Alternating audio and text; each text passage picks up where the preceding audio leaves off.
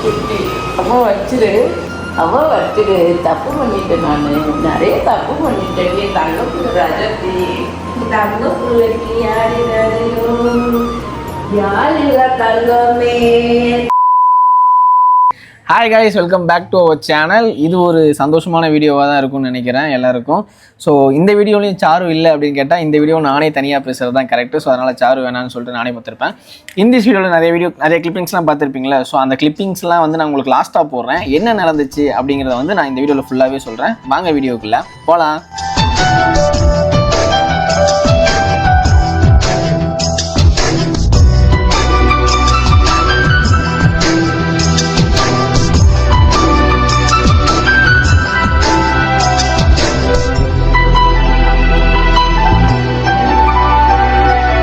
போன வீடியோவில் எங்கள் அம்மா வரல அப்படிங்கிறது எல்லாமே நான் சொல்லியிருப்பேன்ல. ஸோ அது என்னமோ தெரில, அந்த வீடியோ போட்டதுக்கப்புறம் மீடியா பவரா இல்லை என்ன அன்பான்னு தெரில. எங்கள் அம்மா வந்து கரெக்டாக அவங்க பிறந்தநாள் ஜூலை 25 பிறந்தநாள். ஸோ 24 நைட்டு வந்து ஏதோ சாமி கும்பிட்டேன்னு சொல்லிட்டு திடீர்னு எங்கள் வீட்டுக்கு வந்து நின்னாங்க. எப்படி பாப்பாவுக்கு பேர் வச்சு அந்த ஃபங்க்ஷனுக்கு அடுத்து ஒரு 7 மாதம், பாப்பாவுக்கு இப்போ 7வது மாதம். ஸோ இந்த 6 மாதம் கழித்து வந்து என் வீட்டுக்கு வந்து நின்னாங்க. கையில் ஏதோ தட்டை எடுத்துகிட்டு வந்து வந்தவங்கள வாங்கன்னுலாம் சொன்னோம், உள்ளே வாங்கன்னு கூப்பிட்டோம், எல்லாம் பண்ணோம். என்ன சண்டையாக இருந்தாலும் அதெல்லாம் எதுவுமே இல்லை, நார்மலாக வந்து பேசணும். இந்த மாதிரி தட்டெல்லாம் கொண்டு வந்து இந்த மாதிரி சாமிக்கு படைச்சது கொடுக்கணுன்னு வந்தேன் அப்படின்னு சொல்லி பேசினாங்க. நானும் வாங்கினேன், தட்டெல்லாம் வாங்கினேன். நினச்சி அப்புறம் இந்த மாதிரி சண்டையை பற்றி சொன்னாங்க. இந்த மாதிரி சில விஷயம்லாம் பேசினேன். நானும் சில விஷயம்லாம் அவங்ககிட்ட சொன்னேன், இனி இதெல்லாம் பண்ணமா அப்படின்ட்டு. எல்லாம் பண்ணி அதுக்கப்புறம் கடைசியாக என்கிட்ட என்ன கேட்டாங்கன்னா, பாப்பாவை மட்டும் காட்டு, பார்த்துட்டு போயிடுறேன் ஒரு தடவை அப்படின்னாங்க. எனக்குன்னா இல்லை, அந்த டைமில் எனக்கு வந்து விருப்பமே இல்லை, பாப்பாவை காட்டுறதுக்கு விருப்பமே இல்லை. நான் சொல்லிட்டேன், இல்லைம்மா நான் காட்ட மாட்டோம். ஏன்னா நான் ஒரு 4-5 கேள்வியெல்லாம் கேட்டேன், இதுக்கெல்லாம் பதில் சொல்லிட்டு அதுக்கப்புறம் நீ பாப்பாவை பாருன்னேன். அவங்ககிட்ட பதில் இல்லை, எனக்கு பாப்பாவை காட்ட விருப்பம் இல்லை.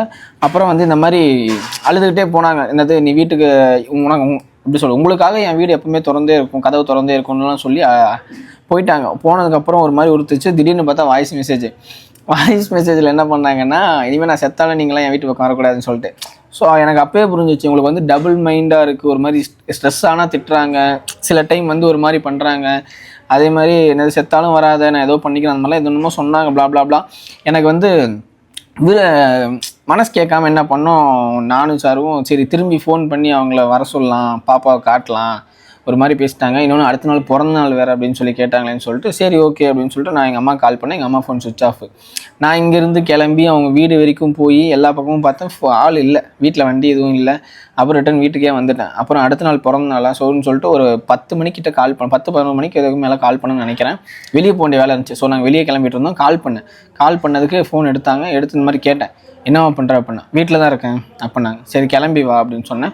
ஏன்னா பாப்பாவை காட்டுறதுக்காக தான் கிளம்பி வான்னு சொன்னேன். ஆனால் வந்ததுக்கப்புறம் நான் சில கேள்வியெல்லாம் அவங்ககிட்ட கேட்கணுன்னு இருந்துச்சு. ஏன்னா கேட்காம நான் நார்மலாக மாமா பாருமா போமான்னு சொல்லக்கூடாதுல்ல. ஏன்னா அவங்க என்னென்ன தப்பு பண்ணாங்க அப்படிங்கிறதெல்லாம் நான் சொல்லி அவங்களுக்கு புரிய வச்சேன். அதாவது இப்போ நான் அவங்க பண்ணுற சில வீடியோஸ்னாலேயோ இல்லை அவங்க போடுற கேப்ஷன்னாலேயோ அவங்க லைவில் பேசுகிறதுனாலையும் இதனால் எனக்கு என் ஃபேமிலிக்கு என்னென்ன பாதிப்பு இருந்துச்சு அப்படிங்கிறத தெளிவாக சொன்னேன். ஆனால் அதுக்கு அவங்க ஒரு எக்ஸ்ப்ளனேஷன்லாம் கொடுத்தாங்க. என்னென்னு பார்த்தீங்கன்னா, நான் வந்து கேப்ஷனில் வந்து இந்த மாதிரி பையனை பற்றியோ இல்லை பெத்த பிள்ளைங்களை பற்றியோ ஒரு கேப்ஷன் ஒன்று போடுறாங்க. போட்டதுக்கு கேட்டேன் நான், எதுக்குமா இந்த மாதிரி கேப்ஷன் போகிறேன், இந்த மாதிரி கேப்ஷன் போட்டால் என்ன தானே கேட்பாங்க, பெத்த பிள்ளை நான் தானே, இப்போ என்ன தானே ஏதாவது தப்பாக பேசுவாங்க அப்படின்னா, இது ஒரு நல்லா இருந்துச்சுன்னு சொல்லி போட்டேன், இது நார்மலாக போட்ட கேப்ஷன் அப்படின்னாங்க. நான் அதுக்கு ஒரு எக்ஸ்ப்ளனேஷன் ஒன்று கொடுத்தேன். இப்போ சாரு வந்து ஒரு ஸ்டேட்டஸ் நல்லா இருக்குன்னு சொல்லிட்டு புருஷனை பற்றி தப்பாக இருக்குது ஒரு ஸ்டேட்டஸு, அந்த ஸ்டேட்டஸை வந்து அவள் வைக்கிறா, நல்லா இருக்குது, எல்லா புருஷங்களுக்கும் உரைக்கட்டும் அப்படின்னு வைக்கிறான்னு வச்சுக்கேன்.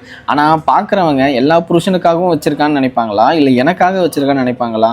அவன் புருஷன் சாருவோட புருஷன் அஸ்வின் இப்படி போல, அதனால தான் வச்சிருக்கான் தான் நினைப்பாங்க. ஸோ அதனால் நீ எந்த பிள்ளையை பற்றி வச்சாலோ இல்லை பெற்றவங்க பசங்கன்னு பற்றி எதை வச்சாலோ என்னதாமோ வந்து பாதிக்கும். அது ஸ்டேட்டஸ் நல்லா இருந்தால் வைக்கணும்னு இல்லை, உனக்கு பாதிச்சா நீ வைப்ப, நீ வச்சது எனக்காக தான் எனக்கு நல்லா தெரியும் அப்படின்னு சொன்னேன். இல்லை நாங்கள் அப்புறம் இன்னொன்று வந்து பார்த்திங்கன்னா, நீ அழுது வீடியோ போடுற, இந்த சோகமான பாட்டுக்கெலாம் இந்த மாதிரி அழுகிற, ஏதோ நான் தான் உன்னை டார்ச்சர் பண்ணுற மாதிரி நீ அழுகிறம்மா அப்படின்னு சொல்லி சொன்னேன். அதுக்கு என்ன சொன்னாங்கன்னா, அழுகிறதுங்கிறது ஒரு நடிப்பு, அதை நான் நடித்து வீடியோ போடுறேன், நீங்கள் ஏன் அழுகிறேன் நான் கஷ்டப்படுறேன் அப்படின்னு நினைக்கிறீங்க, நான் அழுது ஒரு நடித்து வீடியோ போடுறேன் அப்படின்னாங்க. நீ என்கிட்ட சொல்லலாமா, ஆடியன்ஸ் கிட்ட அந்த மாதிரி சொல்ல முடியாது, அவங்க என்ன வேணால் நினச்சிப்பாங்க அப்படின்னு சொல்லி சொன்னேன். நிறைய பேசினதுக்கப்புறம் எனக்கே வந்து மனசு கேட்கல, சில கண்டிஷன்லாம் சொன்னேன். அதே மாதிரி நீ இந்த வீட்டுக்கு எப்போ வேணால் வரலாம், எப்போ வேணால் போகலாம், என்ன வேணால் பண்ணலாம், சாப்பிட்லாம், தூங்கலாம், ஆடலாம், நீ என்ன வேணால் பண்ணலாமா, நான் உன்னை வராதுன்னு என்றைக்குமே சொல்கிறதே இல்லை, சொல்லவும் மாட்டேன். நீங்கள் எப்போ வேணால் வாங்க, எப்போ வேணால் போங்க, அதெல்லாம் பிரச்சனை இல்லை. ஆனால் இந்த வீட்டில் சில பேரை பற்றி பேசக்கூடாது.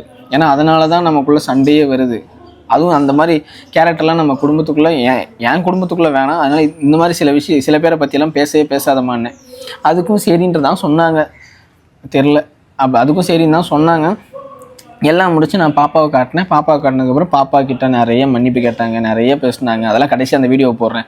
நல்லா இருந்துச்சு. அப்போ அவங்க அந்த ஒரு பாண்ட் நல்லா இருந்துச்சு. ரொம்ப நாள் கழித்து பார்க்குறாங்களே, ஒரு 6 மாதம் கழித்து பார்க்குறாங்கல்ல. ஸோ அவங்க அந்த பண்ணதெல்லாம் பார்க்க எனக்கே ஒரு மாதிரி கண்ணிலலாம் கலங்குச்சு.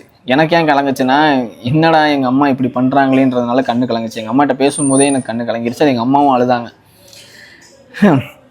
சில கண்டிஷன்லாம் சொல்லியிருக்கேன், சில விஷயம்லாம் சொல்லியிருக்கேன். அதெல்லாம் இனிமேல் நடக்குமான்னு தெரில. அப்படி நடந்தால் இன்னும் நல்லா ஜாலியாக ஹாப்பியாக போகணுன்னு சொல்லிட்டு ரொம்ப நாள் ஆசை. ஏன்னா எல்லாருமே ஃபேமிலியாக இருக்கும்போது எனக்குமே ஃபேமிலியாக இருக்கணும்னு ஆசை இருக்கும்ல. ஸோ அதுதான் பார்ப்போம். எங்கள் அம்மாவோட மைண்ட் செட் என்னன்னு தெரில.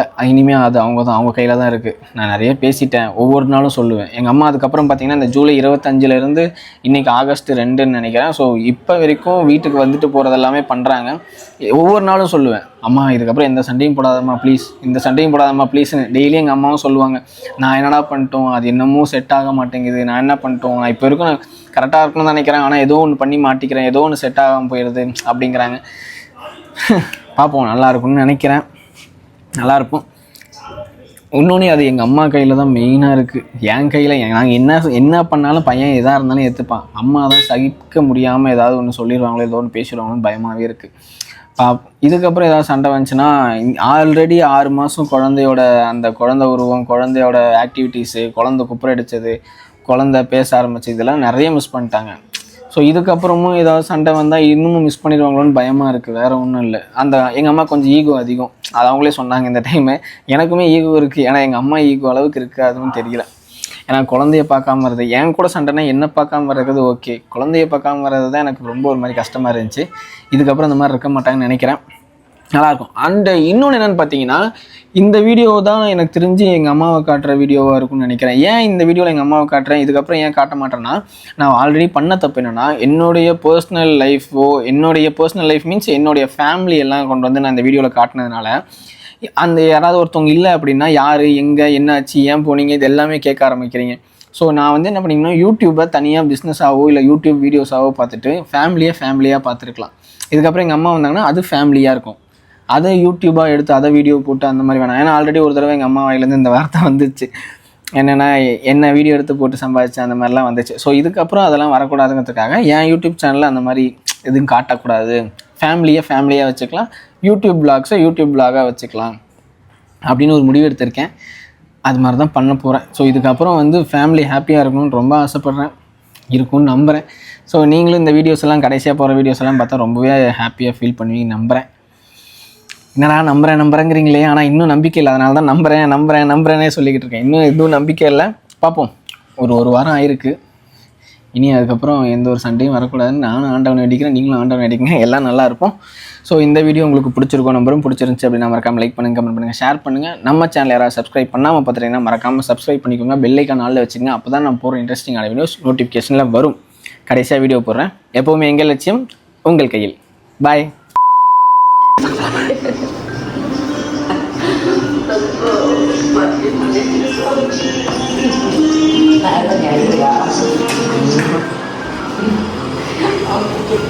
அம்மா வச்சிரு, பாட்டி வச்சிரு, தப்பு பண்ணிட்டேன், இன்னும் எந்த தப்பும் பண்ண மாட்டேன் அம்மாச்சி, சரியா?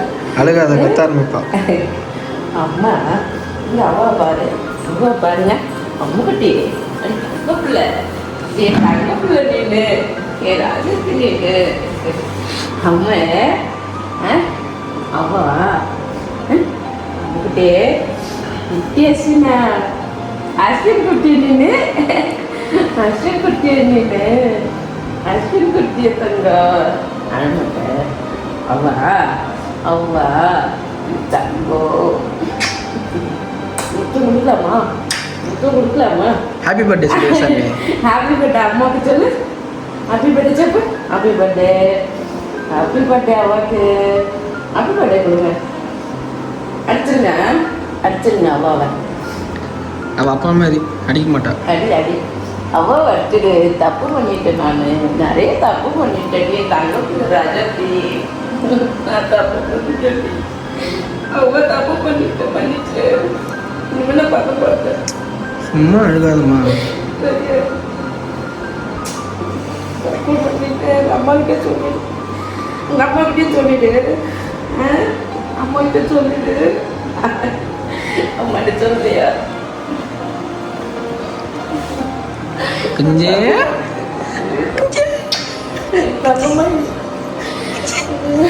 என் தங்கமயிலே நான் தப்பு பண்ணிட்டேன் அச்சு அவ்வளோ அடிக்கூடாது, அடிக்கூடாது. No no.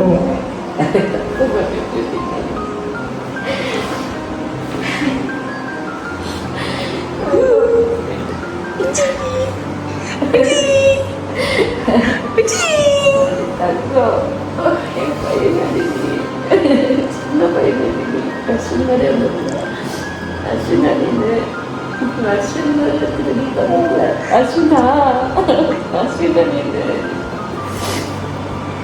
சரி இனிமே அவன் தப்பு பண்ண மாட்டேன் சரியா சரியா அவ தப்பு பண்ண மாட்டேன் தப்பு நீங்க நான் தப்பு பண்ணிட்டேன் பரவாயில்ல சொல்லு சாமி. வீட்டுக்கு வந்துடுவேன் வந்துடுவேன் சரியா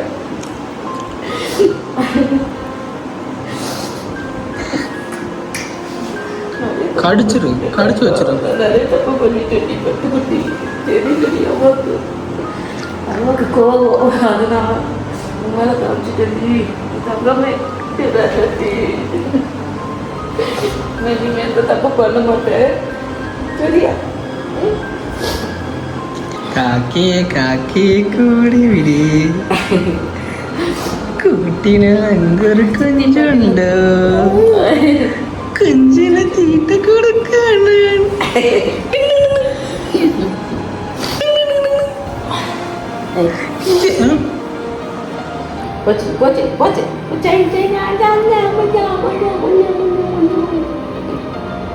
கை வாழ கையில் இருக்கிறது அம்மாக்கிட்டே உங்ககிட்டே பார்க்குறியா அம்மா சொல்ல மாட்டேன் சரி சரி சரி சரி சரி சரி இல்லை உட்காரலாம் உட்காரலாம்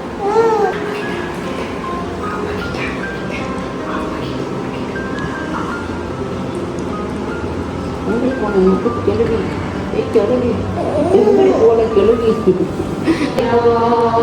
அம்மா குட்டிக்கு ஆடி ஆடியோடி தங்க பிள்ளைக்கு ஆடி ஆடியோ யாழில தங்கமே தங்க குட்டியே